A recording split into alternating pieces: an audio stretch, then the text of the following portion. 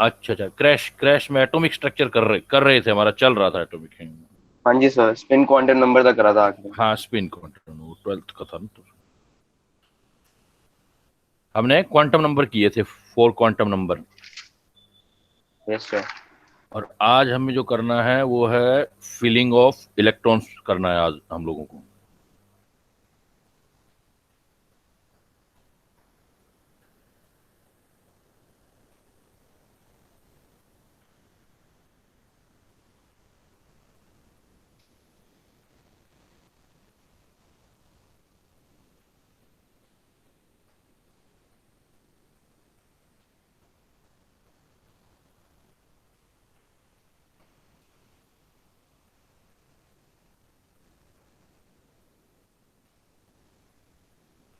तो आज बेटा हम देखते हैं कि इलेक्ट्रॉन कैसे फिल करते हैं इलेक्ट्रॉनिक कॉन्फ़िगरेशन के अंदर।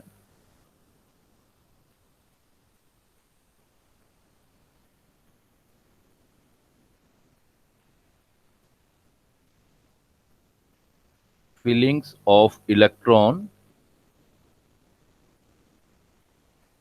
In various orbital.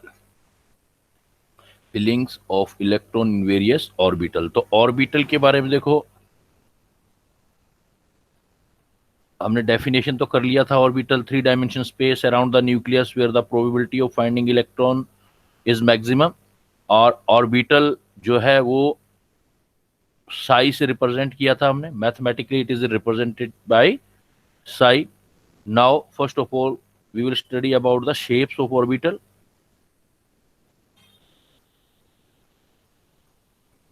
Shapes, node. Node में हमारे दो टाइप का प्रॉब्लम आता है, एक नोडल प्लेन होते हैं एंड एक जो होते हैं वो एंगुलर नोड होते हैं। बेटा इन पर क्वेश्चंस पूछे जाते हैं। Angular node, nodal plane and angular node. तो जो हमारी शेप है,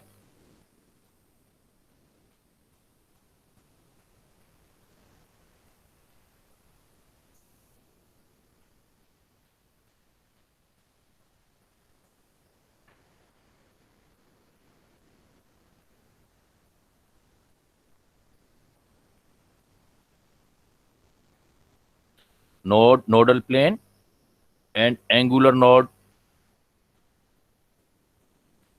सबसे पहले हमारे थे बेटा एस ऑर्बिटल। एस ऑर्बिटल का शेप जो होगा वो आपका स्फेरिकल होगा। एंड स्फेरिकल मीनिंग हमारा इस टाइप से इलेक्ट्रॉन मिलने का प्रोबेबिलिटी होगा इसमें। बट एस में भी अलग अलग टाइप होंगे, जैसे सपोज हमारा 1s है, 2s है, 3s है। तो इनमें डिफरेंस क्या होगा? शेप तो सबका स्फेरिकल ही रहेगा। शेप सबका स्फेरिकल रहेगा बिकॉज इसके लिए m का वैल्यू जो है, l और m का वैल्यू हमने किया था, तो स्फेरिक s के लिए l का वैल्यू ऑलवेज 0 और ओरिएंटेशन कोई नहीं होता, इसलिए हम इसको स्फेरिकल कहते हैं। m0 मतलब नॉन डायरेक्शनल बोलते हैं हम इसको, non directional. there is no clear direction for electron probability. So what is the difference between the 1s, 2s and 3s orbital? There is only difference between the size because there is a difference of principal quantum number. यहाँ पर पहला 1 है या 2 है या 3 है, then आपका difference जो आएगा, सपोज ये सेंटर पॉइंट है, इलेक्ट्रॉन मिलने का प्रोबेबिलिटी ये हो गया हमारा 1s, तो इसको हम 1s बोल सकते हैं। अगर हम 2s करेंगे तो 2s में 1s तो होगा ही, उसके सराउंडिंग कुछ जगह खाली रहेगा, फिर जो है 2s इलेक्ट्रॉन मिलने का प्रोबेबिलिटी आ जाएगा, ये हमारा 2s हो जाएगा इस टाइप से। ऐसे ही हमारा 3s होगा तो अंदर 1s के सराउंडिंग 2s का इलेक्ट्रॉन मिलने का प्रोबेबिलिटी, और फिर उसके बाद आपका 3s हो जाएगा आपका। तो इट मीन्स सिर्फ इनकी शेप सबकी सेम रहेगी एस ऑर्बिटल की, बट उनके जो साइज हैं वो इंक्रीज होगा बिकॉज एन की वैल्यू चेंज हो रहा है, एन का वैल्यू इंक्रीज होता है जो साइज को रिप्रेजेंट करता है। And what another thing you can C, that is the that thing. ये देखो आप, इसके अंदर ये न्यूक्लियस के सराउंडिंग चारों तरफ इलेक्ट्रॉन मिलने का प्रोबेबिलिटी है बेटा। यहाँ पर ये न्यूक्लियस, इसके देखो चारों ओर मिलने का प्रोबेबिलिटी है, लेकिन बीच में ये सारी जगह खाली है। जो इस टाइप की जगह खाली होती है इसको हम बोलते हैं spherical node. Spherical node, you can say that यहाँ पर 2s ऑर्बिटल के अंदर स्फेरिकल नोड 1 रहेगा। यहाँ देखेंगे तो आपको स्फेरिकल नोड, ये वाला भी स्फेरिकल नोड है आपका और ये वाला भी स्फेरिकल नोड है, तो यहाँ आपके 2 होंगे, 2 स्फेरिकल नोड, 2 स्फेरिकल नोड होंगे आपके। तो स्फेरिकल जो नोड हैं इसी को आप जो है स्फेरिकल नोड, ये नोडल प्लेन, एंगुलर नोड और एक स्फेरिकल नोड यूज कर सकते हो आप। इसमें एक नोडल प्लेन, नोडल प्लेन को एंगुलर नोड भी और एक स्फेरिकल नोड, दो टाइप का नोड बता सकते हो आप। तो स्फेरिकल नोड आप यहां देख रहे हो, तो स्फेरिकल नोड कितना हुआ यहाँ पर, टोटल 2 हुआ। तो आपका स्फेरिकल नोड अगर आपने निकालना है, स्फेरिकल नोड को सपोज मैं लिख रहा हूं एस एन से, स्फेरिकल नोड, तो s n is equal to आपको निकालना हो तो n minus l, n minus l minus 1 से कैलकुलेट कर सकते हो। कैसे, देखो जैसे 1s के लिए निकाला था आपने, 1s में 1s के लिए n का वैल्यू आ गया 1, l का वैल्यू 0 माइनस 1 इक्वल टू 0। तो 1s में कोई आपका स्फेरिकल नोड नहीं है। इसको रेडियल नोड भी बोल सकते हो, स्फेरिकल नोड भी बोल सकते हो। Another name is the radial node, radial node and spherical node, both are similar thing. Similarly, nodal plane and angular node are similar thing. So you can see, if you want to calculate the node, spherical node or radial node in 3s orbital, 3s orbital, n value of n3, s के लिए आपका l का value कितना होगा 0 and 1, तो आप कितना निकालोगे आंसर इसका 2। तो यू कैन सी आल्सो, इसकी ड्राइंग के अंदर भी आप नोट कर सकते हो कि एक ये वाला नोड आ गया आपका और एक ये आ गया। क्लियर, जब भी आपको स्फेरिकल नोड या रेडियल नोड निकालना हो तो you can use this formula n minus l minus 1, n minus l minus 1। And second type of node, spherical node जो आपका नोडल प्लेन आएगा, जो आपका सेकेंड टाइप का नोड है वो आपको p ऑर्बिटल या d में मिलेगा। देखो p और d में क्या चीज होगी आपकी, सपोज आपके पास है p ऑर्बिटल, p ऑर्बिटल, पहला पॉइंट आ जाएगा इसका शेप, तो शेप आ जाएगा डम्बेल, डम्बल जैसी शेप होती है। Actually what is the dumbbell, dumbbell mean 2s orbital combine होकर के जो एक शेप बनती है उसको हम डम्बेल बोल देते हैं। और इसके बीच जो ये वाली जगह बनती है, इस जगह को आप जो बोलेंगे, बिकॉज सपोज आपने ये आपका 2 बॉल ऐसे रख दी, तो ये किसी एक डायरेक्शन में रखेंगे आप, सपोज एक्स डायरेक्शन में रख दिया ये, तो एक्स डायरेक्शन में रख दिया तो वाई और जेड डायरेक्शन जो आपका है वो दिखेगा नहीं इसके अंदर, वाई और जेड डायरेक्शन वो आपका वैकेंट रहेगा, ऐसे ऐसे काट सकते हो बीच में ऐसे ये वाली जगह। तो इस जगह इस चीज को बोला जाता है नोडल प्लेन। ये जो जगह होती है इसको बोलते हैं हम नोडल प्लेन। तो नोडल प्लेन जब भी निकालना हो तो number of nodal plane, number of nodal plane direct formula याद कर सकते हो, जो वैल्यू ऑफ एल होगा, जिसके लिए एल होगा उतना ही नोडल प्लेन होगा। सपोज मुझे एज एग्जांपल मुझे 3s के लिए नोडल प्लेन निकालना है, सपोज 3s के लिए तो नोडल प्लेन निकालना है, तो नोडल प्लेन एल का वैल्यू एस के लिए 0 तो हम बोलेंगे 0। बट अगर मुझे 3p, सपोज 3p, अब p कौन सा डिसाइड करना होगा आपको, you have to decide 3px है या 3py है आपका या 3pz है। आपने लास्ट क्लास में देखा था p3 टाइप के होते हैं, px, py, pz। जैसे आपने x बनाना है तो x एज्यूम कर लो, इस एक्सिस को x एज्यूम कर लो आप, तो बाकी जो 2 एक्सिस रहेंगे y और z वाला प्लेन बन जाएगा आपका, उसको आप नोडल प्लेन बोलेंगे। जैसे 3px नोडल प्लेन कैलकुलेट करोगे तो l की वैल्यू के इक्वल आएगा बेटा, nodal plane equal to l, और l का वैल्यू कितना होता है 1, तो 3px में नोडल प्लेन 1 हो जाएगा, इन सब में 1 होगा, इसमें भी 1, सपोज नोडल प्लेन देख रहे हैं, इसमें भी 1, इसमें भी 1, सिर्फ नेम चेंज हो जाएगा बेटा। जैसे 3px है, px है, x एक्सिस पर इलेक्ट्रॉन है, yz नोडल प्लेन हो जाएगा। x को छोड़ दो, बाकी 2 एक्सिस मिलके एक प्लेन बनाएंगे, मैथमेटिकली 2 एक्सिस मिलके एक प्लेन बनाते हैं। सपोज आप py यूज कर रहे हो तो y आप छोड़ देंगे तो इस प्लेन एक होगा नोडल प्लेन और उसका नाम होगा, y छोड़ दें x z। अगर मान लेते हैं आपके पास pz है, देन बेटा pz है तो बताओ क्या होगा, आप क्या बना सकते हो, होगा तो नोडल प्लेन एक ही, कौन सा होगा, क्या बोलेंगे, pz में क्या बनेगा बोलो, XY। XY, गुड, XY, ये आपका नोडल प्लेन होगा, एक होगा लेकिन उसका नाम पूछेगा तो हम ऐसे दे देंगे एक्स वाई नोडल प्लेन है और एक ही होगा इसके अंदर। तो पी ऑर्बिटल में नोडल प्लेन आप निकाल सकते हो। पी के लिए आपकी वैल्यू पहले ही हम डिसाइड कर चुके हैं इन लास्ट क्लास की, पी के लिए एल का वैल्यू ऑलवेज 1 होता है और इसलिए एम के वैल्यू 3 पॉसिबल हैं इसके, और एम हम 3 वैल्यू जो कैलकुलेट करते हैं या बताते हैं या असाइन करते हैं, -1 0 +1 है और या +1 0 -1 है। इसमें से जो प्योर z वाला होगा पी जेड, कोई सा भी पी जेड होगा उसके लिए 0 रखेंगे। अब इसको +- px भी हो सकता है, +- py भी हो सकता है। नेक्स्ट टाइप है आपका बेटा, इसकी शेप के अंदर जो बात करेंगे आप पी ऑर्बिटल में, पी ऑर्बिटल के बाद जो नेक्स्ट पॉइंट आता है वो होता है डी ऑर्बिटल। अब डी ऑर्बिटल पे ध्यान दें, क्वेश्चन पूछा जाता है डी ऑर्बिटल की शेप का। जो डी ऑर्बिटल्स हैं, डी ऑर्बिटल फिर डबल डंबल है, डबल डंबल मतलब दो डंबल। दो डंबल का मतलब जनरली क्या होता है कि 4 लोब्स होगी, ऐसे आपकी 4 लोब्स होंगी। बट ये लोब्स कैसे होंगी इस हिसाब से हम देखें तो total we have value of L is equal to 2 4 d orbital, so value of M5 -2 -1 0 +1 and +2। आप इसको +2 +1 -1 एंड -2 भी कह सकते हैं आप इसको, जब आप इसको बनाएंगे ऐसे। ये देखो, अब ऐसे बनाएंगे तो 0 वाला है, ये भी लास्ट क्लास में हमने देखा था या मैंने इंट्रो कर दिया था आपका कि जो 0 वाला है उसका नाम है D Z square. D Z square, जो डी जेड स्केयर है बेटा उसकी m की वैल्यू 0 है। फिर जो जिसमें z रह गया बाकी, जैसे d y z, d z x, इनके लिए +1 या -1 ले सकते हो। प्लस या -1 2 जो लेंगे वो जिसमें z नहीं आएगा, z किसमें नहीं आता है, d x square y square और डी एक्स वाई में। So you can see there are 5 types of d orbital. इन 5 टाइप के डी ऑर्बिटल के लिए m का वैल्यू सबके लिए अलग अलग है। अब जितना 5 टाइप का डी ऑर्बिटल का वैल्यू जो आपका है, तो इस 5 टाइप के डी ऑर्बिटल में आप देख सकते हैं कि इनको 2 ग्रुप में डिवाइड कर सकते हैं। डी ऑर्बिटल,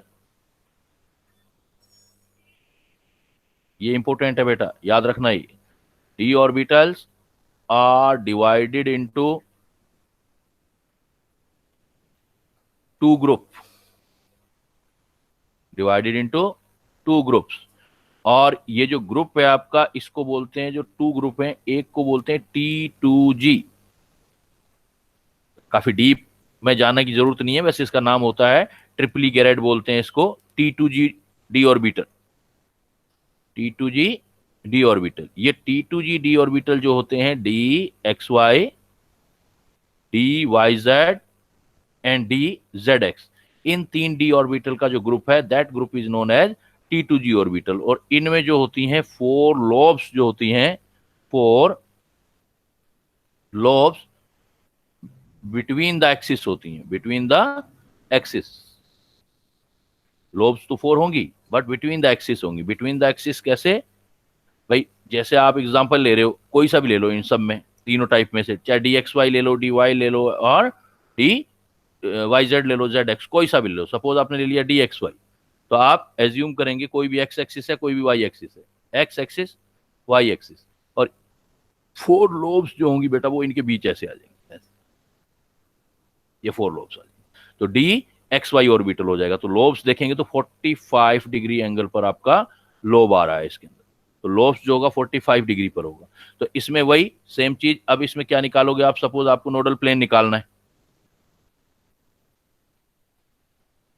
नोडल प्लेन या इसका क्या नाम दूसरा दे रहे हो आप, एंगुलर नोड निकालना है। तो नोडल प्लेन और angular node is equal to value of l, तो एल की वैल्यू इसके लिए 2 होती है, तो एंगुलर नोड 2 होंगे। तो इसके अंदर सपोज मैं कह दूं d x y, how many angular node are present in d x y, your answer is 2। अब आपको नेम देना है वो 2 कौन से हो सकते हैं। तो देखो, एक एक्सिस दिखाई दे रहा है आपको x, एक एक्सिस दिखाई दे रहा है x, ये वाला एक x, और एक दे रहा है y, और जो नहीं दिखाई दे रहा है z है। तो इस जगह का नाम दे दोगे x पर, ये देखो इलेक्ट्रॉन नहीं है, तो x के साथ एक जो ऊपर उठा हुआ एक्सिस होगा वो होगा, तो आप बोलोगे xz और yz, 2 एक्सिस हो जाएंगे अब की बार। आपके नोडल प्लेन एक जो दिख रहा है एक्स, तो x z and y z, ऐसे ही आपसे पूछेगा d y z, d y z. Then आप एंगुलर नोड अगेन बोलोगे, एंगुलर नोड इसमें भी टू होंगे, एंगुलर नोड टू। वो पूछेगा टू कौन से वाले होंगे, तो देखो वाई जेड है, तो जो छूटा हुआ एक्सिस है वो x, x y x z, x y x z, इस टाइप से आपको एक्सिस इसमें बनाने हैं, इसमें जो नोडल प्लेन बनाने हैं वो इस टाइप से बनाने। जैसे आपका डी जेड एक्स है, तो इसमें देखो वाई नहीं दिख रहा आपको, तो जेड वाई एक्स वाई दो एंगुलर नोड हो जाएंगे। तो एक ग्रुप हो जाएगा T2G ऑर्बिटल। इसकी स्पेशलिटी क्या है कि इसमें जो फोर लोब्स हैं वो बिटवीन द एक्सिस हैं। और सेकंड टाइप जो है वो है आपका होगा, जो सेकंड टाइप है बेटा वो आपका होगा सेकंड वाला ईजी ऑर्बिटल, इवनली गैरेड बोलते हैं, इजी ऑर्बिटल। जो इजी डी ऑर्बिटल है, बाकी जो दो रह गए, तो आपके क्या क्या हो गया, देखो डी एक्स वाई हो गया, डी वाई जेड हो गया और डी जेड एक्स हो गया। तो इसके अंदर जो आपके दो आएंगे, एक आएगा आपका डी जेड स्क्वायर और एक आपका आएगा d x square y square. और इनकी स्पेशलिटी क्या होगी, इसमें जो लोब्स होंगी इजी ऑर्बिटल में, लोब्स अलोंग द एक्सिस होंगी, lobes along the axis. It means electron मिलने का प्रोबेबिलिटी अलोंग द एक्सिस होता है आपके पास। दोनों की स्ट्रक्चर अलग अलग तरीके से बनाते हैं हम। सपोज हम बनाना चाहते हैं आपका d x square y square, और you want to draw the structure of dx square y square, you draw the structure x axis y axis, और अब की बार लोब जो एक्सिस के ऊपर दिखा दो, फोर लोब्स, बस इतना सा फर्क है बेटा। ऐसे ड्रॉ किया हुआ डायग्राम आएगा, आपसे पूछेगा कि आपको रिकॉग्नाइज करना है कि कौन से वाला ये डी ऑर्बिटल है। तो ये डी एक्स, ये डी वाई, डी एक्स और डी वाई ये आ जाएंगे। यहां पर एक्स के ऊपर देखो इलेक्ट्रॉन मिलने की प्रोबेबिलिटी है, वाई के ऊपर भी है, तो इसलिए आपके यहाँ पर एंगुलर जो नोड है, नोडल प्लेन है, वो एक्सिस के ऊपर नहीं आएंगे, लेकिन होंगे दो। कौन से वाले, आप कहोगे कि इस जगह पे कहीं पर इलेक्ट्रॉन मिलने की प्रोबेबिलिटी 45 डिग्री पर, इधर से 45, इधर से 45 डिग्री, और इधर से पूरे को एक एज्यूम करेंगे, पूरे को एक एज्यूम करेंगे ऐसे क्रॉस करके।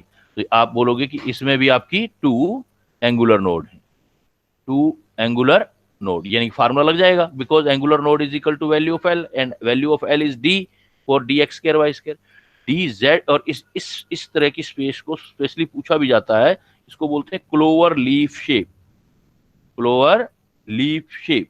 वो आपसे पूछेगा which of the following d orbital has clover leaf shape, then your answer is d x square y square, and last one is the orbital d z square.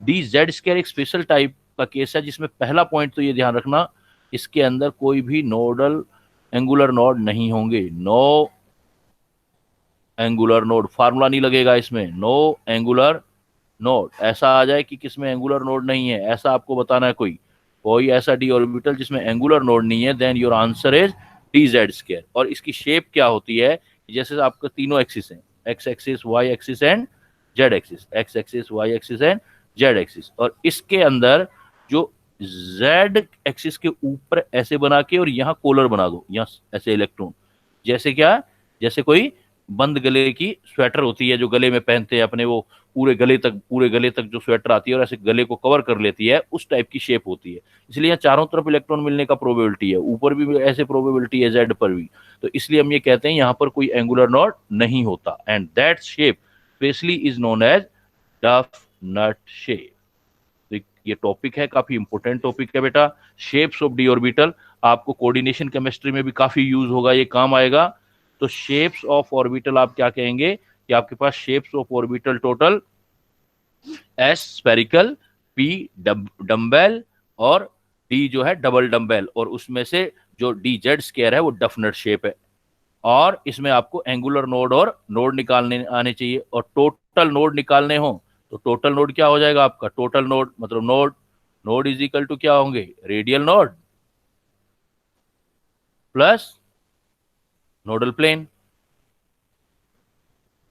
अब radial node plus nodal plane है, radial node का formula हमने लिखा n minus l minus one, और nodal plane का formula लिखा हमने plus l, तो एल से एल कैंसिल हो जाएगा। तो डायरेक्ट पूछेगा how many nodes are present, then आप फार्मूला लगा देना n माइनस वन, इस फार्मूले से कैलकुलेट करना, नोड कैलकुलेट करने हो तो आपको। और नोडल पॉइंट न्यूक्लियस को बोलते हैं, न्यूक्लियस को हम बोलते हैं नोडल पॉइंट। नोड और नोडल पॉइंट में डिफरेंस है बेटा। Nodal point is the nucleus, centre point of the atom is the nodal point. तो नोड एंड नोडल पॉइंट में डिफरेंस रहेगा। क्लियर बेटा? शेप्स ऑफ ऑर्बिटल में किसी को भी कोई doubt, you can ask, give me response. Clear? Yes, sir. चलें Yes, आगे sir. चलें। Yes, yes sir. Sir. Okay बेटा, लेट कंटिन्यू। तो इसमें अब हम जब डी ऑर्बिटल ऑर्बिटल बनाना सीख गए आप, then we can go on rule to fill the electron in atomic orbital. तो इलेक्ट्रॉन फिल करने के लिए हमारे पास रूल है, रूल्स फॉर फिलिंग इलेक्ट्रॉन्स, जिसमें से जो फर्स्ट रूल हम कहते हैं उसको बोलते हैं ऑफ बो रूल। फर्स्ट रूल है बेटा वो हमारा ऑफ बो रूल है, ऑफ बो, ऑफ बो रूल। ऑफ बो एक्चुअल में ये जो है ऑफ बो, ऐसे लग रहा है कि ये किसी साइंटिस्ट का नाम है, लेकिन ये एक्चुअल में साइंटिस्ट का नाम नहीं है। एक बार क्वेश्चन पूछा गया है। ऑफ बो का मीन होता है बनाना। Aufbau mean German language का वर्ड है ऑफ बो, जिसका मीन होता है to make. It is not the name of scientist. Aufbau mean है to make. Aufbau rule, Aufbau rule के अंदर अकॉर्डिंग हम इलेक्ट्रॉन फिल करते हैं। तो कैसे करते हैं? ऑफ बो क्या कहता है कि ऑर्बिटल्स, या एनर्जी लेवल बोल दो, energy levels are filled by electron in increasing order of energy, in increasing order of energy, electrons energy levels are filled by electron in increasing order of energy। इसने कहा electron कैसे fill करने हैं? कहता है कि आप जिसकी एनर्जी कम है उसमें पहले इलेक्ट्रॉन फिल कर दो, और जिसकी एनर्जी ज्यादा है उसमें बाद में इलेक्ट्रॉन फिल करो। तो पॉइंट आता है भाई, how can we check the energy of orbitals या एनर्जी लेवल्स? तो इसके लिए आपने क्वांटम नंबर यूज करना है, लास्ट टाइम आपने पढ़ा है। तो कैसे चेक करोगे आप? How can we check energy of energy level? Energy of energy level, अगर हम एनर्जी लेवल चेक करना चाहते हैं तो बेटा दो तरीके हैं।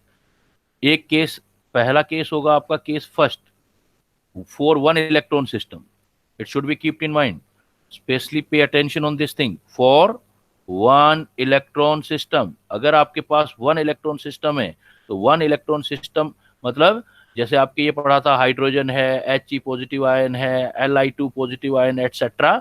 if you have only one electron system, then energy only decided by one quantum number, only one quantum number according to Bohr। n ये फार्मूला पढ़ा था आपने, energy is equal to minus 13.6 z square upon n square। तो ये वाला principal quantum number सिर्फ decide करेगा। then for one electron system, very important point, for one electron system energy is decided by only one quantum number, energy is decided by only principal quantum number, only principal quantum number। n का value increase होता जाएगा, energy increase होती जाएगी। n का value because minus में है तो n नीचे है, रेसिप्रोकल है, लेकिन माइनस आ गया, माइनस नहीं होता तो रेसिप्रोकल होता, माइनस आ गया तो डायरेक्टली हो गया। n जितना इंक्रीज होता जाएगा एनर्जी उतनी इंक्रीज होती जाएगी। तो as example in hydrogen atom, बेटा ध्यान देना, क्वेश्चन पूछता है ये वाला। इन हाइड्रोजन एटम आपके पास एनर्जी ऑर्डर है, जैसे सबसे पहले आपके पास आता है 1s, 1s के बाद आता है आपका 2s and 2p orbital, 2p 2s 2p के बाद आता है 3s 3p 3 आ जाएंगे, फिर 3p 3d, और 4 है तो 4 आ जाएंगे। तो इनकी एनर्जी आपको बतानी है इन सब ऑर्बिटल की हाइड्रोजन में। देखो 1s, ये 1s आ गया, 1s n का वैल्यू इंक्रीज हो गया, इन दोनों का n सेम है तो इन दोनों की एनर्जी भी सेम हो जाएगी, ये ध्यान रखना है यहाँ पर। 1s से ज्यादा एनर्जी 2s, और 2s और 2p की इक्वल किसमें, फॉर 1 इलेक्ट्रॉन सिस्टम। फिर इससे ज्यादा 3s की, लेकिन बट तीनों का देखें आप, प्रिंसिपल क्वांटम नंबर सेम आ रहा है तीनों का, तो तीनों का प्रिंसिपल क्वांटम नंबर सेम आ रहा है, तो तीनों की एनर्जी सेम होगी। तो क्या एनर्जी आई देखो, फर्स्ट ऑर्बिटल की ये 2s अकेला होता है, बट p 3 होते हैं। तो इन सभी 1 2 3 4 all 4 orbital have are of same energy, all 4 orbital are of same energy. फिर इधर आ जाओ, 3s सिंगल होता है, 3p, तीनों का एनर्जी सेम है, सेम एनर्जी आपका डी वाले का है, डी का। तो जब सेम एनर्जी जितने ऑर्बिटल का होता है उसको बोलते हैं degeneracy, degeneracy, degeneracy, degeneracy, degeneracy. What is the degeneracy, degeneracy having same energy, having same energy of orbital. तो टेक्निकल टर्म यूज करते हैं बेटा इसके लिए, डीजेनरेसी। तो देखो यहां पर कितनी डीजेनरेसी हुई, 1 2 3 4, 4 orbital of same energy, it means that is the 4 fold degeneracy, 4 fold degeneracy. You can say which type of degeneracy is present in second shell of hydrogen, 4 fold, 4 orbital की energy एक जैसी है। यहां पर देखो कितने orbital की energy एक जैसी है, 1 2 3 4 5 6 7 8 9। Then you can say that third orbit, not orbital, third orbit of 9-fold degeneracy, 9-fold degeneracy। तो इसमें 9-fold का डीजेनरेसी आ जाएगा आपका। बट और कोई है, 1 इलेक्ट्रॉन सिस्टम नहीं है, देन आप क्या रूल फॉलो करोगे, कैसे करोगे, तो देन आपको 2 क्वांटम नंबर का रिक्वायरमेंट होगा, प्रिंसिपल भी होगा, एजीम्यूथल क्वांटम नंबर भी होगा। फॉर मल्टी इलेक्ट्रॉन सिस्टम, अगर आपके पास मल्टी इलेक्ट्रॉन सिस्टम है कोई, फॉर मल्टी इलेक्ट्रॉन सिस्टम, तो मल्टी इलेक्ट्रॉन सिस्टम में क्या होगा, energy is decided by n and l, energy is decided by n and l, या sum of n plus l, इसको एन प्लस एल रूल बोलते हैं, sum of n plus l. तो इसलिए generally क्या बोलते हैं हम, so generally we can say that energy decided by 2 quantum number, principal quantum number and azimuthal quantum number, azimuthal quantum number and principal quantum number n plus l. और इसके according क्या होगा फिर, एन प्लस एल का value जितना increase होगा energy उतनी increase हो जाएगी, एन प्लस एल जितना इंक्रीज होगा एनर्जी उतना इंक्रीज हो जाएगा। और if n plus l same आ जाए, if n plus L is same for 2 orbital, 2 subshell orbital, energy level कुछ भी बोल दो, एन प्लस एल सेम आ जाए 2 सबशेल, वापिस अगेन एन पे चले जाओ, देन एन चेक करो, एन ज्यादा होगा तो एनर्जी ज्यादा होगी। बट ये रूल जो है स्पेशली बेटा इलेक्ट्रॉन निकालते टाइम नहीं देखना है, कंपटीशन के लिए यही चीजें ज्यादा इंपॉर्टेंट हैं कि वो रूल एप्लीकेबल कहाँ होता है। ये जो होगा रूल फॉलो जो होगा ये ड्यूरिंग फिलिंग ऑफ इलेक्ट्रॉन होगा, ड्यूरिंग फिलिंग ऑफ इलेक्ट्रॉन, जब इलेक्ट्रॉन फिल करते हैं, फिलिंग ऑफ इलेक्ट्रॉन, उस टाइम ये रूल होता है कि ऐसे एनर्जी चेक करते हैं हम कि एन प्लस एल का सम निकाल देते हैं, जितना एन प्लस एल ज्यादा होता जाएगा एनर्जी ज्यादा होती जाएगी। लेकिन इलेक्ट्रॉन निकालते टाइम नहीं बेटा, निकालते टाइम तो जिस सीक्वेंस में ऑर्बिटल होते हैं उसी सीक्वेंस में एनर्जी होता है। अभी इसका मैं आपको एग्जांपल भी दूंगा एक। तो एन प्लस एल जितना ज्यादा होगा एनर्जी उतनी ज्यादा होगी, और एन प्लस एल अगर सेम है then you can again check with the help of principal quantum number, तब एनर्जी वापस एन से चेक होगी। सपोज मैं आपको कुछ एग्जांपल दे रहा हूं, एज एग्जांपल हमें बहुत सारे उसने ऑर्बिटल दे दिए, जैसे 1s दे दिया। अब ये न्यूक्लियस है, अब ध्यान रखना, प्लेस एक होता है प्लेसिंग, प्लेसिंग मतलब जगह कहाँ है ऑर्बिटल की, और एक होता है उनकी एनर्जी क्या है। प्लेसिंग तो न्यूक्लियस के सबसे पास 1s होगा, फिर 2s होगा, और उसके बाद 2p आएगा, फिर 3s होगा, थर्ड आ गया तो थर्ड में 3 आ जाएंगे, 3s 3p 3D आ जाएगा।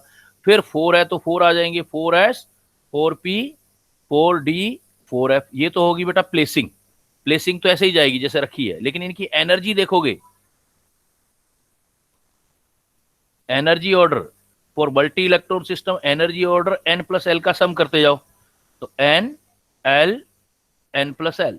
देन देखो n 1s के लिए n का वैल्यू 1, l का वैल्यू 0, दोनों का सम हो गया 1, n का वैल्यू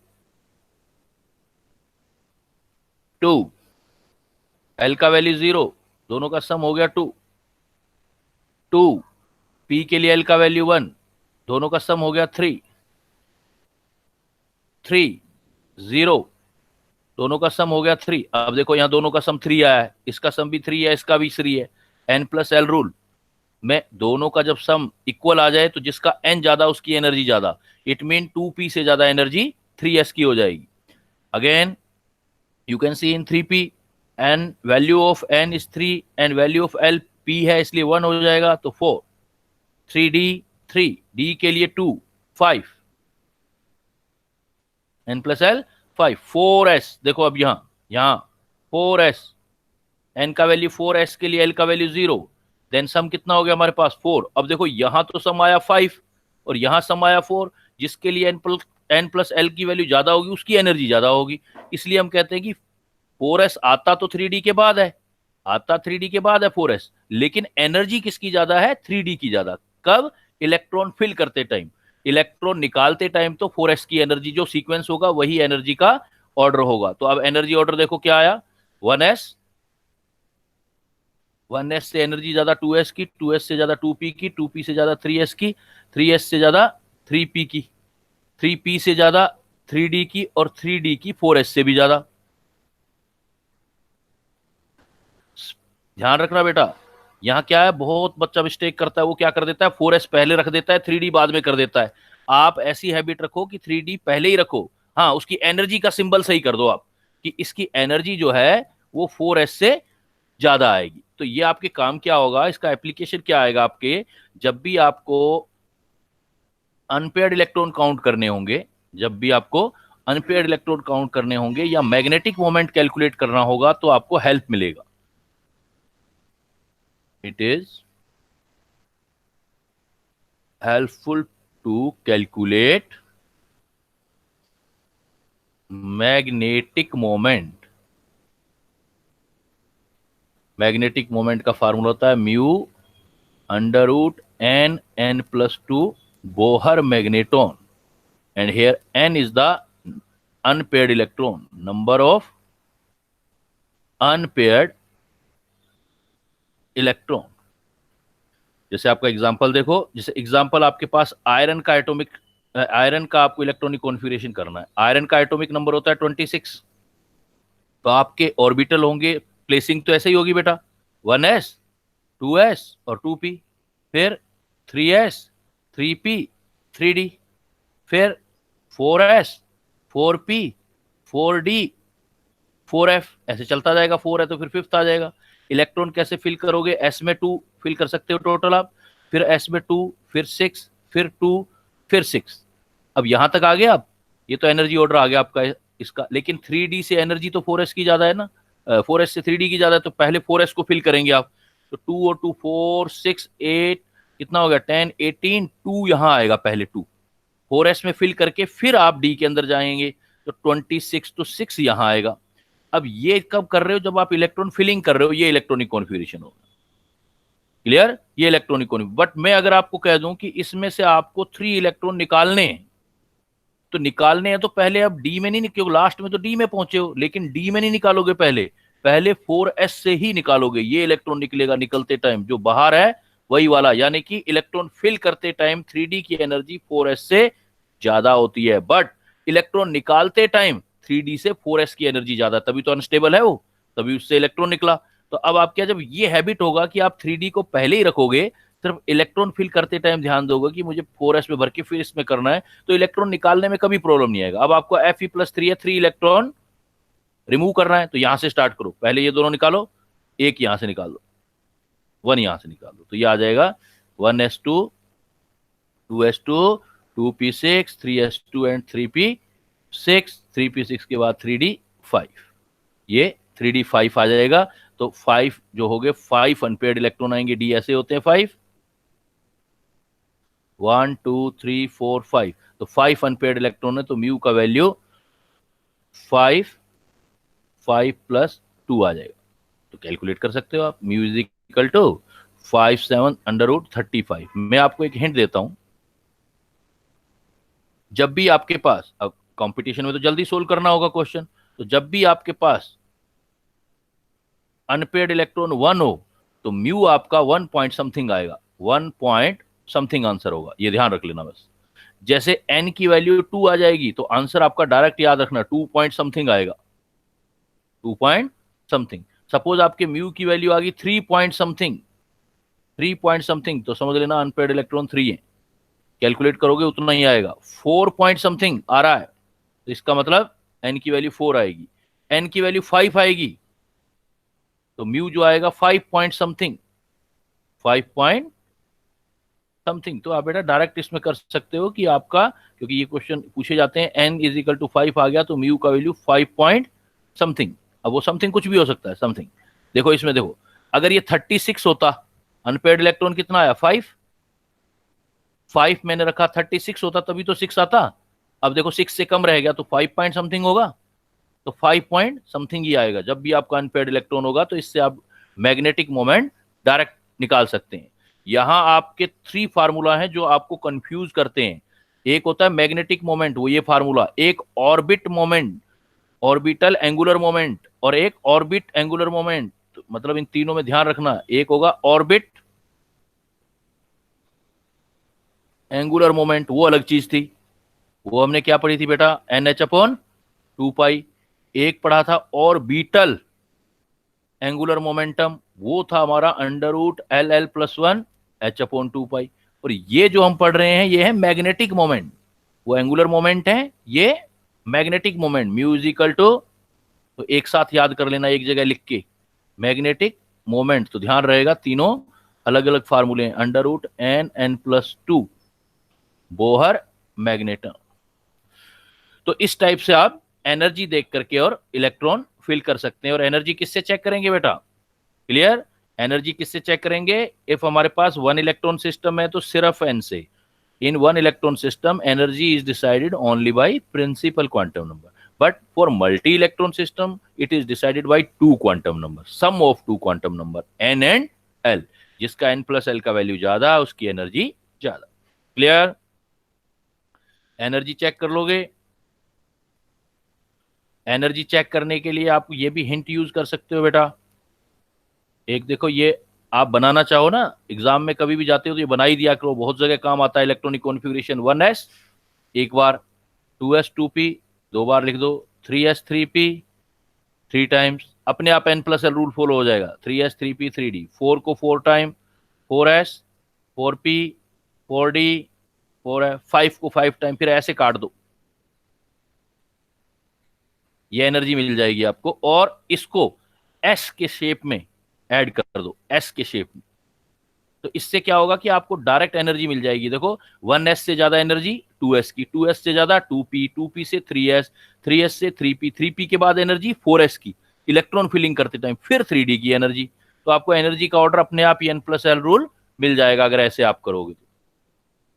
इसके बाद आता है हमारा कि चलो इलेक्ट्रॉन तो फिल कर दिए हमने एनर्जी के अंदर, अब सब लेवल के अंदर इलेक्ट्रॉन का अरेंजमेंट हम कैसे करें, तो इसको बोलते हैं हम हॉर्न, सेकंड रूल आता है horns rule of maximum multiplicity. Horns rule of maximum multiplicity, horns rule of maximum multiplicity क्या कहता है, पहले ऑर्बिटल सिंगली फील्ड करो, क्योंकि एनर्जी सबकी इक्वल होती है, इसलिए आप सब एनर्जी लेवल का एनर्जी इक्वल होता है, इसलिए पहले आप सिंगली फील्ड करो। तो electron are singly filled first in degenerate orbital, in degenerate orbital. अगर आपके पास डीजेनरेट मतलब इक्वल एनर्जी के ऑर्बिटल हैं तो पहले सिंगली फील्ड करो, देन पेयर्ड करो, देन पेयरिंग। कैसे सिंगली फील्ड, और क्या रीजन है बेटा? देखो इसका नाम भी देखो, ऊपर लिखा हुआ है maximum multiplicity. Maximum multiplicity. Suppose आपको देखो पी में आपको 1 इलेक्ट्रॉन फिल करना है, तब तो कोई प्रॉब्लम ही नहीं है। ये पी ऑर्बिटल, 3-fold डीजेनरेसी, तीनों ऑर्बिटल सिमिलर एनर्जी के, कहीं भी एक रख दो, जरूरी नहीं है। ये हैबिट होती है, हम यहां रखते हैं एक इलेक्ट्रॉन, आप यहां रख दो तब भी करेक्ट है, इधर रख दोगे बेटा तब भी करेक्ट है, क्योंकि एनर्जी तो इक्वल है तीनों की, और ये भी करेक्ट है। वो तो हैबिट की बात है हमारी कि हम पहले पहले वाले में रखते हैं। इसका मतलब ये नहीं कि पहले की एनर्जी अलग है और दूसरे की एनर्जी तीसरे की अलग है। All 3 orbital are of similar energy. तो आप इलेक्ट्रॉन को कहीं भी फिल करके P1 दिखा सकते हैं, सिमिलरली P2 दिखा सकते हैं। बट सपोज अगर आपके पास P4 आ जाए, सपोज बेटा आपके पास P4 आ जाए, देन व्हाट विल हैपन? तो 4 आ जाए तो हमारे पास ऑर्बिटल तो इक्वल एनर्जी के 3 ही है। तो आप क्या करोगे? पहले सिंगली फील्ड करोगे, 1 2 3। अब एक किसी में दे दो, एक में, क्योंकि अब वापस एनर्जी इक्वल होगी सबकी। सपोज यहां दे दो तो भी ठीक है, यहां दे दो ठीक है, यहां ठीक है। तो ये ऐसा करेंगे। ऐसा नहीं करेंगे बेटा हम P4 के अंदर, हम ऐसा करके नहीं चलेंगे, ऐसा करके नहीं चलेंगे भाई। 4 ऐसे भी तो कर सकते थे। इसका रीजन क्या होगा? उसका कहने का मतलब क्या है कि जब आपके पास इक्वल एनर्जी के ऑर्बिटल है, तीनों तीनों ऑर्बिटल की एनर्जी इक्वल है ना, तो इक्वल है तो कहता है कि फिर आप जब तक ट्राई करो कि इलेक्ट्रॉन को एक दूसरे से दूर रखो, जिससे एटलीस्ट रिपल्सन तो कम हो, रिपल्सन कम हो उससे। इसलिए वो कहता है पहले जितना हो सके दूर दूर रखो, मतलब सिंगली फील्ड करो। और इस टाइप से जब करोगे तो आप देखोगे स्पिन ज्यादा आएगा। अगर ऐसे फिल करते तो स्पिन जीरो हो जाता, प्लस आप माइनस आप प्लस आप माइनस आप जीरो हो जाता स्पिन। और यहां करोगे तो स्पिन ज्यादा आएगा, इसीलिए इसको बोलते हैं मैक्सिमम मल्टीप्लिसिटी। ये स्पिन की बात करता है कि सिंगली फील्ड करोगे तो अनपेयर्ड इलेक्ट्रॉन ज्यादा आएंगे, अनपेयर्ड इलेक्ट्रॉन ज्यादा आने से स्टेबिलिटी आती है। और थर्ड वन फिर क्या कहता है कि चलो आपने एक्चुअली क्या है, ये बात जो आपने लिख दिया है यहाँ, यहाँ एक रूल हमने बाय डिफॉल्ट फॉलो कर दिया है। उसने तो कहा था कि पेयरिंग बाद में करना, लेकिन ये नहीं बताया था कि पेयरिंग कैसे करोगे, अपोजिट स्पिन के साथ करोगे या एक ऐसे करोगे। आप ऐसे भी लिख सकते थे, कोई प्रॉब्लम नहीं है, क्योंकि ये बात कम से कम हुंस ने तो नहीं बताई थी कि भाई ऐसे करना है या ऐसे करना है, तो आप कैसे भी कर सकते हो। लेकिन ये बात किसने बताई कि ऐसे नहीं करना है और दो फील्ड को ऐसे करना है, एक ऑर्बिटल में दो इलेक्ट्रॉन को? इसको बोलते हैं पाउली एक्सक्लूजन प्रिंसिपल। थर्ड वाला पाउली एक्सक्लूजन प्रिंसिपल। उसके बहुत सारे स्टेटमेंट आते हैं बेटा। पाउली एक्सक्लूजन प्रिंसिपल एक्चुअली वो कहता है कि स्पिन क्वांटम नंबर दो ही होते हैं, प्लस हाफ और माइनस हाफ। इसलिए एक ऑर्बिटल में आप दो ही इलेक्ट्रॉन रख सकते हो, दो से ज्यादा इलेक्ट्रॉन फिल नहीं कर सकते। तो क्या क्या स्टेटमेंट है, थोड़ा हम देख लें एक दो स्टेटमेंट उसका।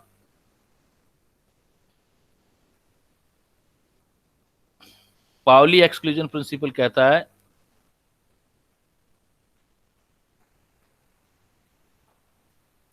Two electron within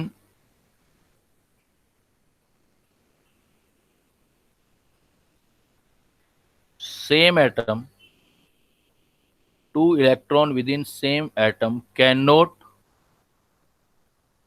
have same set of four quantum number।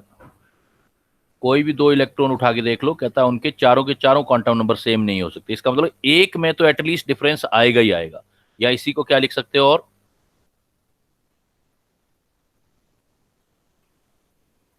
an orbital can accommodate only two electron. Two electron से ज्यादा नहीं आ सकते एक ऑर्बिटल में इलेक्ट्रॉन। तो ये बात और ये बात सेम है, एक बात को कहने के दो तरीके हैं। कैसे? जैसे ये एग्जांपल लिया मैंने, सपोज मैंने एग्जांपल लिया बेटा नाइट्रोजन का। अब नाइट्रोजन का एटॉमिक नंबर होता है 7, तो इलेक्ट्रॉन फिल करोगे आप तो कहोगे 1s2 2s2 और 2p3। 1s2 2s2 2p3। अब 1s2 2s2 2p3 में 1s ये है और 1s में 2 इलेक्ट्रॉन फिल किया आपने, 2s और 2p में 3। क्लियर? सपोज इसको इलेक्ट्रॉन नंबर फर्स्ट ले लेते हैं, इसको electron second, electron third, electron 4, electron 5, electron 6 और ये इलेक्ट्रॉन 7 ले लेते हैं सपोज। अब ये इलेक्ट्रॉन 7 ले लिया आपने, इनके प्रिंसिपल क्वांटम नंबर निकालने, इलेक्ट्रॉन फर्स्ट का, और इलेक्ट्रॉन फर्स्ट निकालो, सेकंड निकालो, कोई से भी निकालो, एक 7 ले लिया चलो। तो अब देखो n की वैल्यू देखो, फर्स्ट के लिए n का वैल्यू 1, l का वैल्यू s के अंदर है तो 0, m का वैल्यू भी 0 और s का वैल्यू 2 है। अकेला होता तो प्लस और माइनस आप दोनों देते। Now because electron are paired, then first please clockwise and plus half. Second electron में देखो फिर ये सेकेंड वाला, n similar 1, l 0, m 0, but यहां तो एटलीस्ट डिफरेंस करना पड़ेगा ना, बिकॉज यहां plus half is already given, so you have to give minus half. तो एटलीस्ट एक क्वांटम नंबर में तो डिफरेंस आया है, एक से ज्यादा में आ सकता है बट एटलीस्ट 1 में तो आएगा। और किसके अंदर? With in same atom. अब मान लो मैं नाइट्रोजन का पहला इलेक्ट्रॉन ले रहा हूं, ऑक्सीजन का पहला ले लूं, अलग अलग एटम ले लें तो यही तो आएंगे चारों क्वांटम नंबर, फिर आपका क्वांटम नंबर सेम हो जाएगा। तो विद इन सेम एटम आपने ध्यान रखना है कि विद इन सेम एटम जो होता है वो आपकी 4 की 4 क्वांटम नंबर का सेट सेम नहीं हो सकता। Again you can C in 7th electrons principal quantum number is 2, n is equal to 2, l is equal to p है तो l का वैल्यू 1, m को लास्ट वालों ने प्लस माइनस हाफ कोई उनमें से एक सिलेक्ट कर सकते हो। तो इन सब की 3 का चेक कर लो आप, इनका क्वांटम नंबर जो होगा वो सेम नहीं आ सकते, 4 के 4 क्वांटम नंबर सेम नहीं आ सकते। तो that is the Pauli exclusion principle, 2 electron within same atom can't have same set of 4 quantum, और n orbital can accommodate only 2 electron. Clear बेटा? तो सब शेल में कैसे इलेक्ट्रॉन फिल करोगे, ऑर्बिटल में कैसे करोगे? अब मेरे एक छोटा सा प्रॉब्लम मैं आपको दे रहा हूं, इस प्रॉब्लम का आंसर दो मुझे। How many valence electron are present in nitrogen?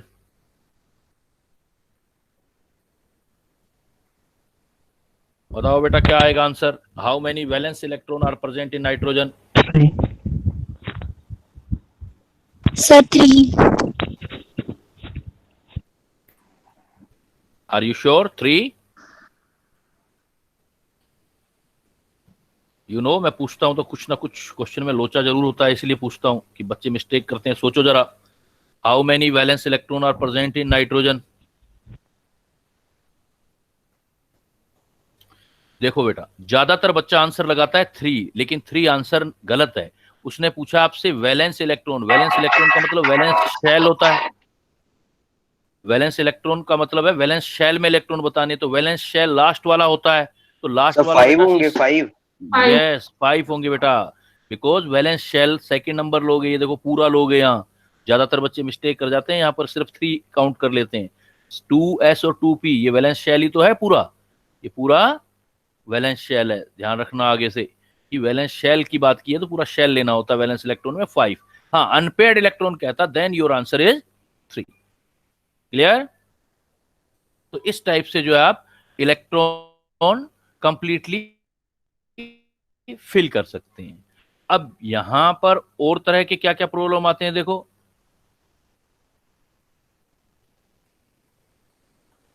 अब जहां जहां क्वेश्चंस एग्जाम में आते हैं मैं उस पर बात करता हूं।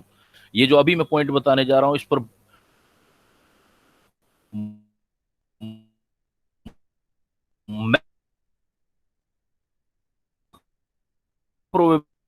क्वेश्चन आने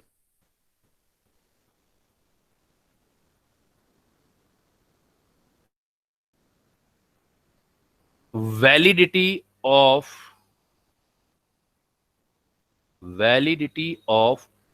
ऑर्बिटल, कौन से ऑर्बिटल को वैलिड होता है, कौन से ऑर्बिटल को वैलिड कहेंगे या इनवैलिड कहेंगे, इनवैलिड कौन सा होता है। तो इसके लिए आपको क्वांटम नंबर पर जाना पड़ेगा। You have to go, you need to study about the rule of quantum number. तो कैसे वैलिडिटी चेक करते हैं देखो, व्हाट आई सेड यू कि प्रिंसिपल क्वांटम नंबर का वैल्यू कहां से स्टार्ट होता है कहां तक जाता है। देखो 1 से स्टार्ट होके 1 से टू इन्फिनाइट। डायरेक्ट एग्जाम में क्वेश्चन ये भी मिल सकता है जो मैं लिख रहा हूं। Principal quantum number value 1 to infinite. L का वैल्यू क्या पढ़ा था हमने? एल का वैल्यू एन से डिसाइड किया था। एल का वैल्यू कितना होगा? जितना होगा वैल्यू एन का, और ये वैल्यू लेना है तो 0 से स्टार्ट करते थे, 0 टू n-1।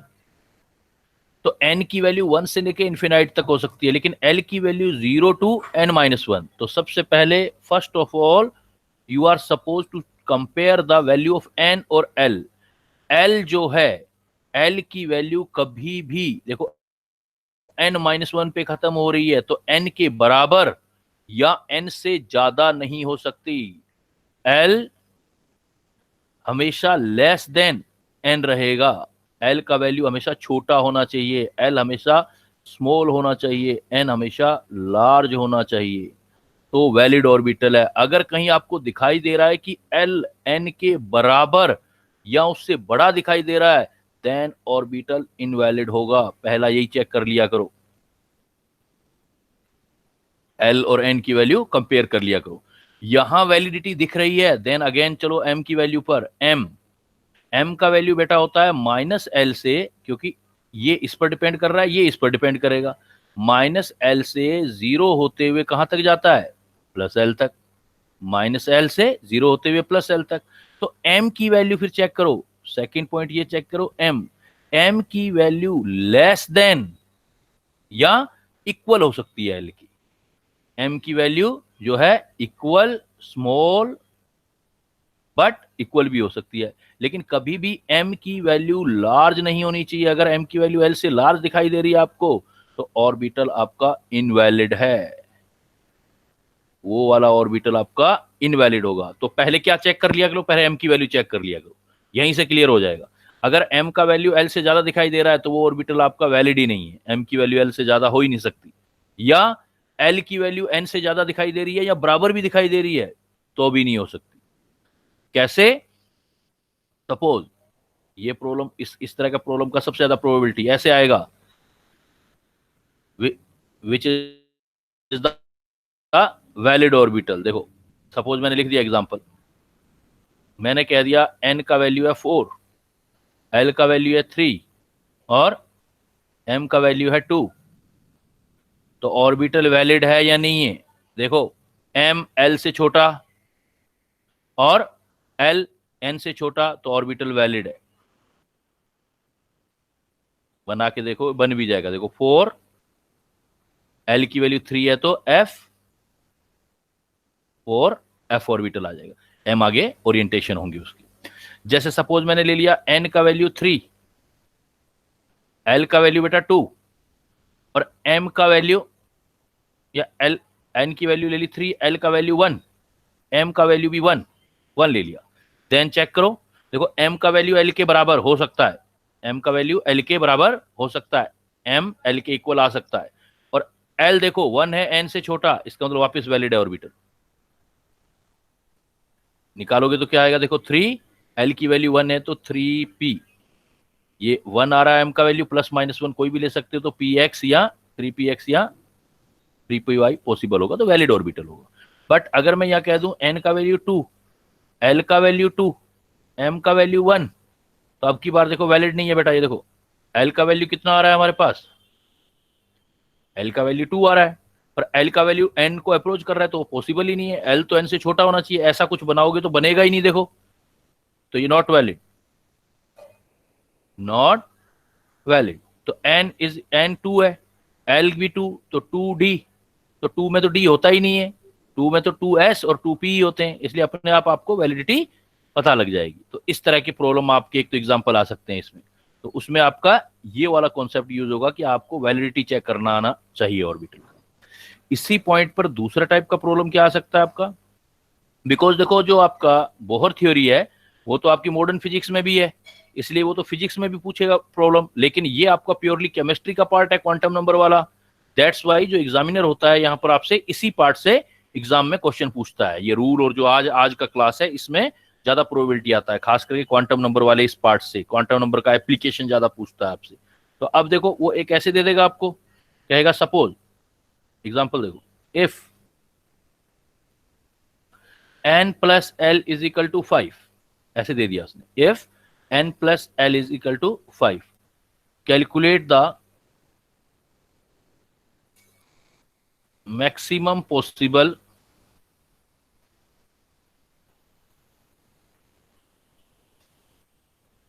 सब एनर्जी लेवल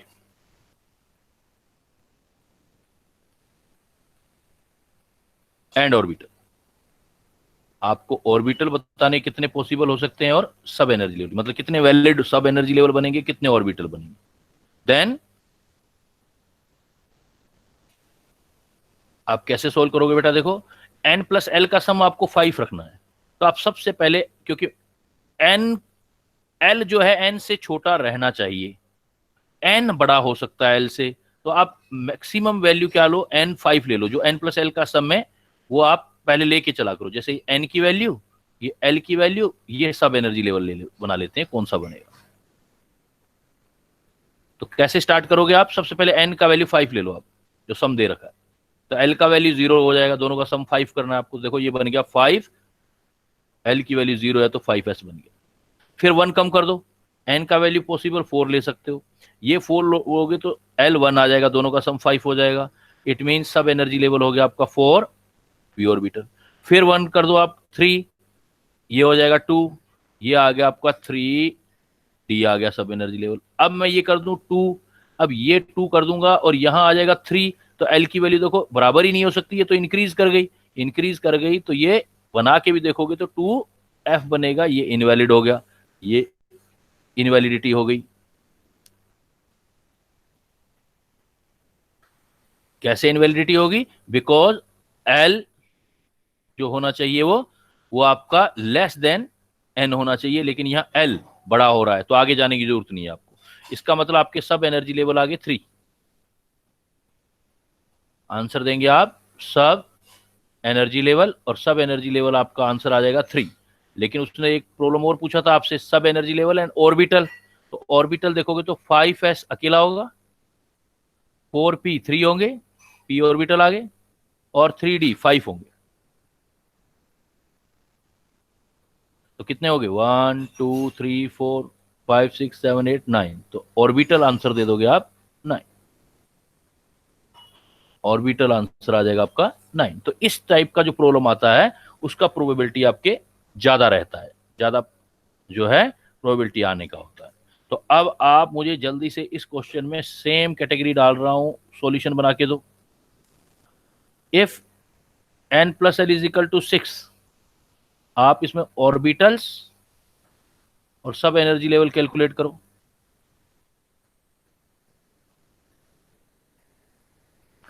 कितने ऑर्बिटल बनेंगे, कितने सब एनर्जी लेवल बनेंगे, उसी तरीके से सोल्व करो, उसको बनाओ जल्दी।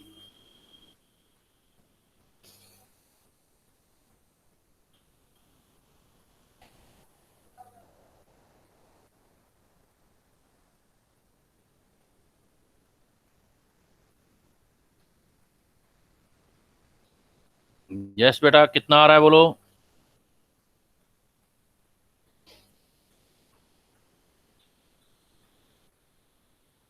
तीन सब एनर्जी लेवल, सब एनर्जी लेवल 3 और ऑर्बिटल सब 9। एनर्जी लेवल, ये ऑर्बिटल्स 9। एनर्जी लेवल 3 आ रहा है। Yes sir. सर हाँ वही आएंगे जो ऊपर वाले में आया है। n plus L equal to 5 होता तब भी उतना ही आया, और n प्लस एल 6 हो गया तो ये 0 हो जाएगा, तो ये तो हो जाएगा पहला 6s। फिर आप क्या करोगे, ये 5 कर दोगे तो ये 1 आ गया, तो 5p हो जाएगा आपका। तो प्रॉब्लम आपका ये भी आ सकता है कि n प्लस एल 5 ले लें और n प्लस एल 6 ले लें, तो क्या डिफरेंस आएगा ऑर्बिटल का। तो ऑर्बिटल डिफरेंट टाइप के आएंगे, बट टोटल नंबर दोनों का सेम आएगा। फिर देखो ये 4 लोगे तो ये 2 हो जाएगा, तो ये आ जाएगा 4 और 2 जो है d। और अब ये अगर आपने 3 ले लिया तो ये 3 है, तो बराबर तो हो नहीं सकते, n l के इक्वल नहीं हो सकता, तो ये इनवैलिड हो गया। तो वही आगे देखो, तो 6s, तो पहले में वही 6s है, तो 1 ऑर्बिटल यहां से हो गया, 3 यहां से हो गए, तो आंसर तो सेम है, लेकिन टाइप्स ऑफ ऑर्बिटल देखोगे वो आप वो डिफरेंट है। ऊपर वाले प्रॉब्लम में देखो क्या देखा था आपने, ऊपर देखो, ऊपर आए थे 5s 4p 3d, लेकिन अब की बार आए हैं 6s 5p 4d। Orbital different है लेकिन नंबर वही आएगा, सब एनर्जी लेवल वही आपका पहले की तरह, जो सब एनर्जी लेवल होगा वो 3 आएगा एंड ऑर्बिटल 9 आएगा। बना लोगे बेटा अब इस टाइप की प्रॉब्लम, इसी टाइप का आएगा आपके एग्जाम, फाइनल एग्जाम में। जब आप जैसे एनटीए है ना, एनटीए के अब जो टेस्ट हो रहे हैं, आप वो टेस्ट दे के देखना, आप उसमें सैंपल देते हैं तो आपको आइडिया लग जाएगा एटॉमिक स्ट्रक्चर में हमारे इस टाइप की प्रॉब्लम आने वाली है, उसी पे आप कमांड करना है। एट द एंड ऑफ हैं ये 30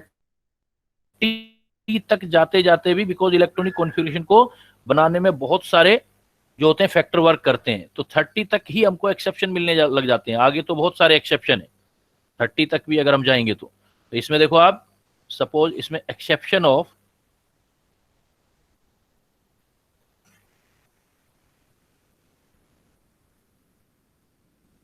आप बोझ रूल देखते हैं, मतलब जिसमें energy order don't follow energy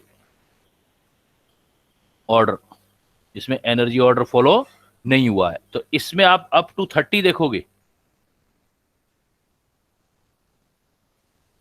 up to 30 atomic number, up to 30 atomic number you can see two example. One is the chromium, chromium का एटॉमिक नंबर होता है 24,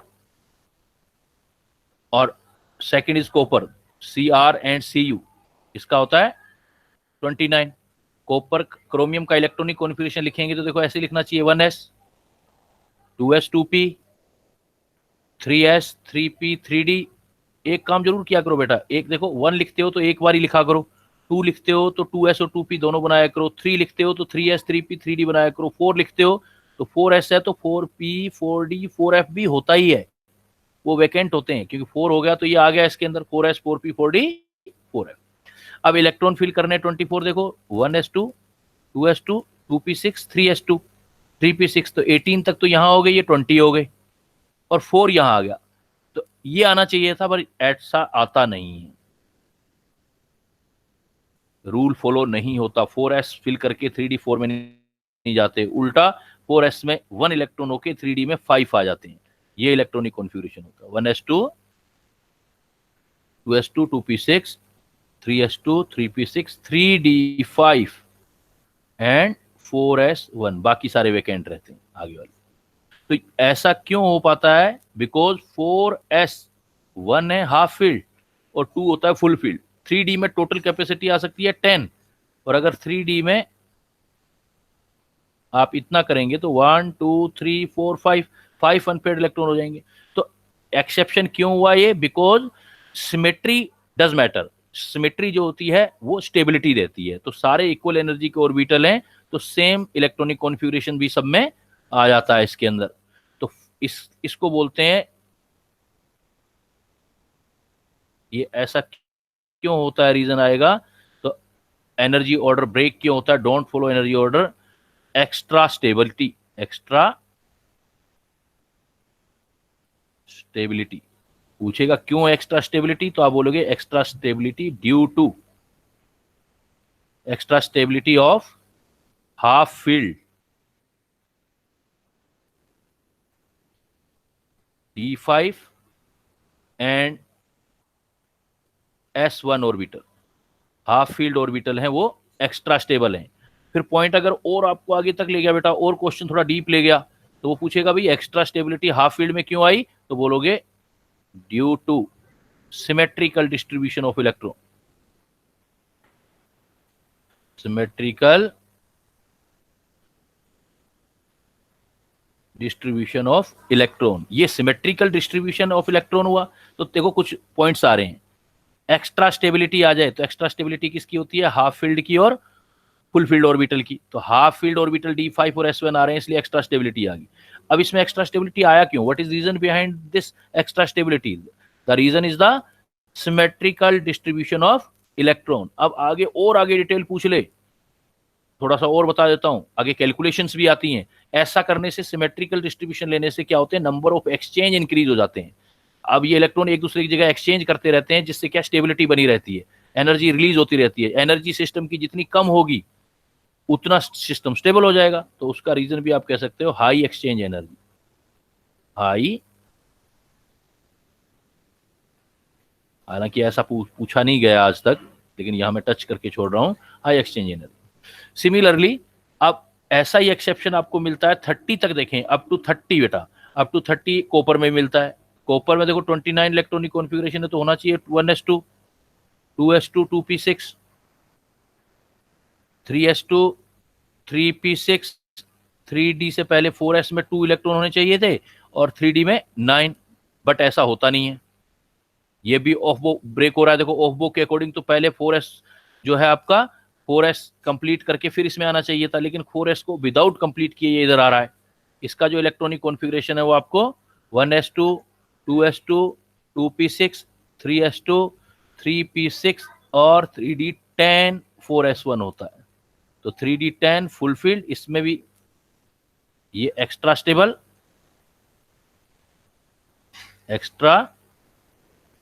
स्टेबल, फुलफिल्ड डी ऑर्बिटल, और ये half field extra stable, half filled orbital. तो half filled orbital या full filled orbital की extra stability होती है, इसलिए हमें क्रोमियम और कॉपर ये दोनों तो बेटा याद रखने ही है। आगे चलोगे तो बहुत सारे और एक्सेप्शन मिलेंगे आपको हर जगह, लेंथेनाइड, डी ब्लॉक में आगे तो बहुत सारे एक्सेप्शन है, बट आपका 30 तक आपका सिलेबस में जनरली मेंशन है, तो ये आपको जरूर करना है। एक चीज और याद रखना, देखो आप इधर से देखते हो कि यहाँ अगर 3D सीरीज देखें हम, 3D सीरीज में आप स्कैंडियम से लेके titanium, vanadium, chromium, manganese, iron,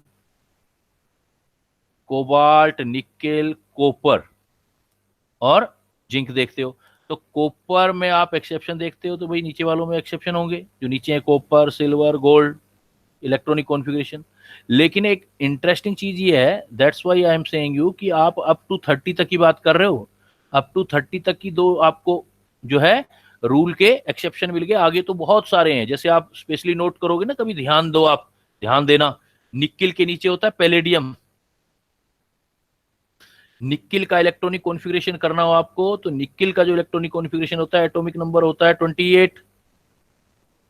तो 28 होगा तो 4s2, 3d8 आना चाहिए लास्ट में। तो निकिल के नीचे होता है पैलेडियम, पैलेडियम का भी 4d8 और 5s2 होना चाहिए, बट ऐसा नहीं होता, ये 4d10 5s0 होता है। 4d10 5s0, s के अंदर कोई इलेक्ट्रॉन नहीं होता पैलेडियम में। तो ऐसे ढूंढोगे तो बहुत सारे आपको आगे चल के एक्सेप्शन मिलने लगेंगे, तो एक्सेप्शन को थोड़ा ध्यान रखना है, बट आगे जाने की रिक्वायरमेंट नहीं है, नो नीड। आपको नीड है सिर्फ इसका क्रोमियम का ध्यान रखना है, कॉपर का ध्यान रखना है और पैलेडियम का ध्यान रखना है। पैलेडियम में इन दोनों में तो S1 लास्ट में आएगा, इधर हाफ फील्ड इधर फुल फील्ड, इसमें S0 एंड ये आपका जो आएगा वो आपका फुल फील्ड आएगा। यहां पर जो होगा आपका 4D फुल फील्ड आएगा। तो ये एटॉमिक स्ट्रक्चर का पार्ट हमको प्रिपेयर करना है। क्लियर बेटा? यस आज मैं सर। इसकी आप डीपीपी डालूंगा मैं आप इसके अंदर, तो डीपीपी आप उसको बनाना, तो डिस्कस करेंगे, फिर फाइनल डीपीपी डिस्कस करेंगे हम। Clear? Okay, That's sir. all about the today class. Okay, thank you. See you very Thank you, soon sir. for next class. Sir हाँ, yes बेटा। हेलो हाँ बेटा बोलो। सर, आप नेक्स्ट क्लास में कौन सा चैप्टर लोगे? आप नेक्स्ट क्लास में कौन सा Next- चैप्टर लोगे? नेक्स्ट क्लास में अभी जैसे हमने एटॉमिक स्ट्रक्चर किया है ना, तो इसके साथ केमिकल बॉन्डिंग और Yes, sir. पीरियोडिक निकाल देंगे, फिर पीरियोडिक टेबल या केमिकल बॉन्डिंग निकाल Yes, देंगे, sir. छोटे छोटे चैप्टर में। ठीक है? Yes Okay. सर।